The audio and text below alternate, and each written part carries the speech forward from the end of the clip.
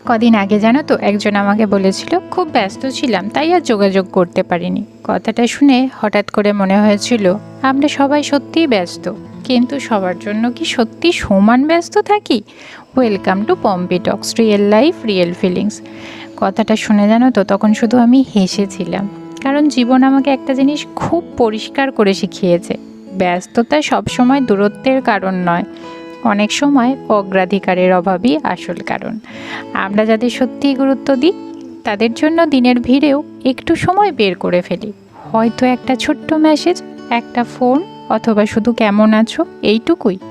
কিন্তু যখন কারো জীবনে আমাদের গুরুত্ব কমে যায় তখন সময়ের অভাব নয়, অজুহাতের সংখ্যা বেড়ে যায়।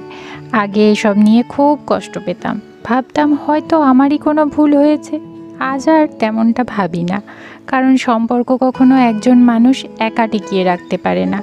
দুজনের ইচ্ছা, দুজনের যত্ন আর দুজনের চেষ্টাতেই একটা সম্পর্ক সুন্দর থাকে। তাই এখন আর কাউকে ধরে রাখার চেষ্টা করি না। যে থাকতে চায় সে হাজার ব্যস্ততার মধ্যেও একটা পথ খুঁজে নেয়, আর যে চলে যেতে চায় সে হাজারটা কারণ খুঁজে নেয়।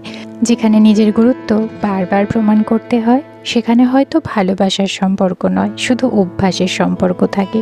তাই নিজের মূল্য বোঝো, আর সম্পর্কের পিছনে দৌড়ানোর আগে দেখো অন্য মানুষটাও তোমার দিকে এক পা এগিয়ে আসছে কিনা।